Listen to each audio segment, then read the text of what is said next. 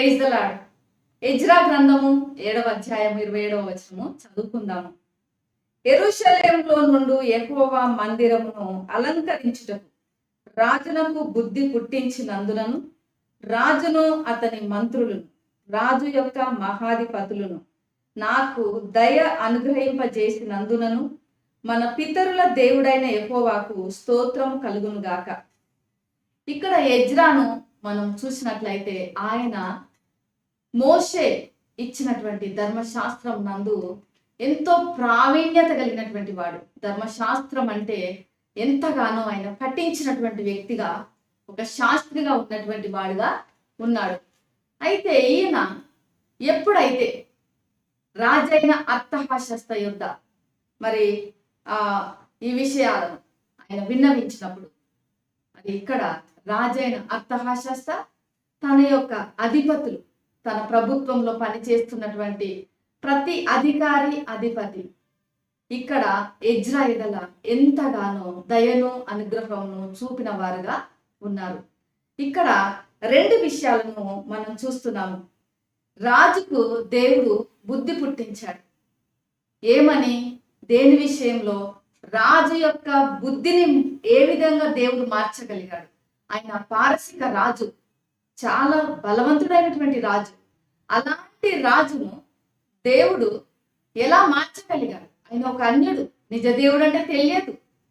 అలాంటి రాజు తన ఆధీనంలో పనిచేసే వాళ్ళందరినీ కూడా దేవుడు వారి యొక్క హృదయాలను మార్చగలిగాడు.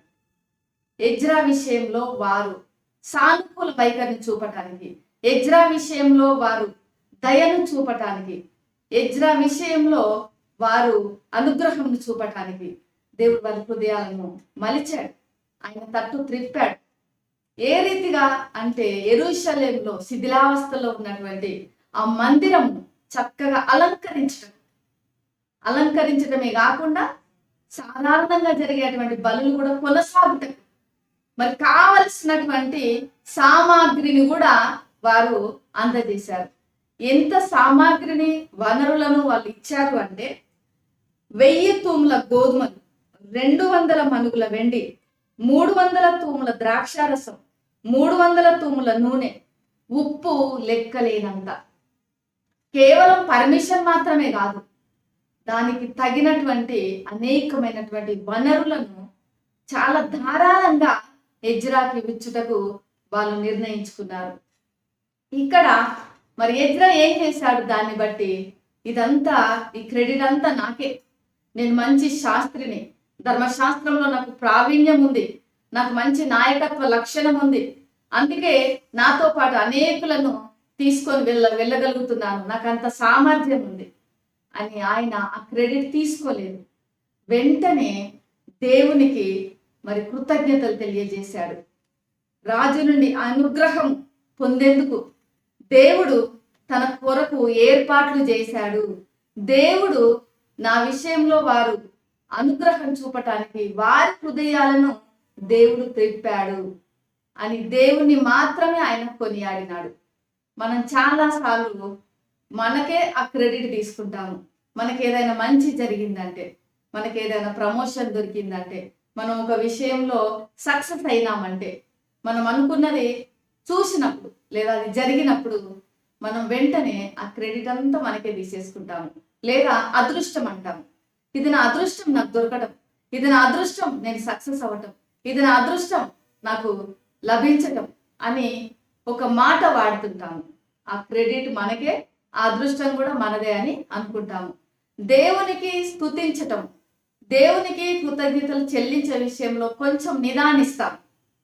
కానీ మన యొక్క ప్రతి పని వెనుక, మనం తీసుకునే ప్రతి నిర్ణయం వెనుక, మనం వేసే ప్రతి ప్రణాళిక వెనుక దేవుడి యొక్క హస్తం ఉంటుంది. మనం అందరం కూడా ఆయన వశంలో ఉన్నాము.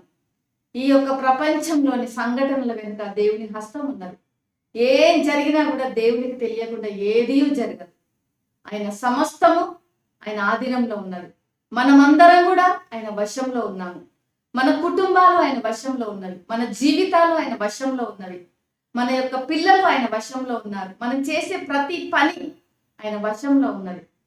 ఆయన చిత్త ప్రకారం మనము ముందుకు నడిపించబడుతున్నాము.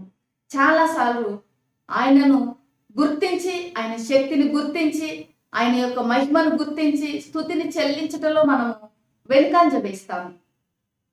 దేవుడు ఈ విషయంలో లేడేమో అనుకుంటాము. కానీ మన జీవితంలో జరిగే ప్రతి విషయం వెనుక దేవుని హస్తం ఉంది. మనము ఆయన వశంలో ఉన్నాము. ఇక్కడ ఎజ్రా అదే గ్రహించాడు. ఒక అన్యరాజు ఏంటి, ఈయనకు పర్మిషన్ ఇవ్వడం ఏంటి? అన్యరాజు ఒక్కడే అనుకుందాము. ఆయన యొక్క అధిపతులు, మహా అధిపతులు, ఆయన మంత్రులు, ఇంకెవరెవరైతే ఉన్నారో వారి యొక్క మరి రాజమందిరంలో లేదా ఆ రాజరిక వ్యవస్థలో వాళ్ళందరూ కూడా మరి ఎజ్రా పట్ల అంత ఫేవర్ చూపడానికి కారణం ఏంటి? వారి వెనకాల దేవుని హస్తం ఉంది. ఎజ్రాకు దేవుడు తోడై ఉన్నాడు. ఈ విషయాన్ని ఎజ్రా గ్రహించాడు. ఎజ్రా ఏ రకంగా కూడా తనకు ఆ క్రెడిట్ ని తనకు తీసుకోలేదు. అది తన అదృష్టం అని సంతోషించలేదు. దేవదేవుని, ఆకాశమందున దేవదేవుని, ఆ సృష్టికర్తను ఆయన స్తుతించాడు, ఆయన ఘనపరిచాడు. ఎందుకంటే ఆయన అదృశ్యంగా ఉండొచ్చు, కానీ ఆ అదృశ్య హస్తము ఎజ్రాకు తోడుగా ఉందని ఆయన నమ్మినాడు. ఆ అదృశ్య హస్తముతోనే వీళ్ళ మనసులన్నిటిని కూడా, వీరి హృదయాలన్నిటిని కూడా ఎజ్రా తట్టు తిప్పినాడని ఎజ్రా నమ్మినాడు. వారి బుద్ధిని మార్చినాడని ఎజ్రా నమ్మినాడు. ప్రియమైనటువంటి వారలారా, మన జీవితాలలో కూడా అనుదిన జీవితంలో మనం ఏదో ఒక పని నిమిత్తము వెళ్తుంటాము. మనకి ఏదో ఒక పని అవసరం ఉంటుంది. మనం ఏదో నిర్ణయం తీసుకుంటుంటాము, ఏదో చేయాలని ఏవో ప్రణాళికలు వేస్తుంటాము. కానీ వాటన్నిటిలో మనకు కూడా సక్సెస్ కావాలి అంటే, మనము విజయం పొందాలి అంటే అదృశ్య దేవుని హస్తం, ఆయన తోడు మనకు చాలా అవసరం. ఎందుకంటే ఎప్పుడైతే మనం ఇంటి నుంచి బయలుదేరుతామో, ఎప్పుడైతే ఆ పని కొరకు పూనుకుంటామో, మనము మన యేసయ్యను ప్రార్థించాలి. మీరు ఏది అడిగినను నా నామంలో అది మీకు అనుగ్రహిస్తాను అని సెలవిచ్చాడు. వాగ్దానం చేసిన దేవుడు నమ్మదగిన దేవుడు. అడుగుడి మీకు ఇవ్వబడును అన్నాడు. ఆయన వాగ్దానాలను మనం ఎత్తిపట్టి ప్రార్థించి మనం ముందుకు వెళ్ళినప్పుడు ఖచ్చితంగా దేవుడు మన మార్గంలో కూడా తోడుగా ఉంటాడు.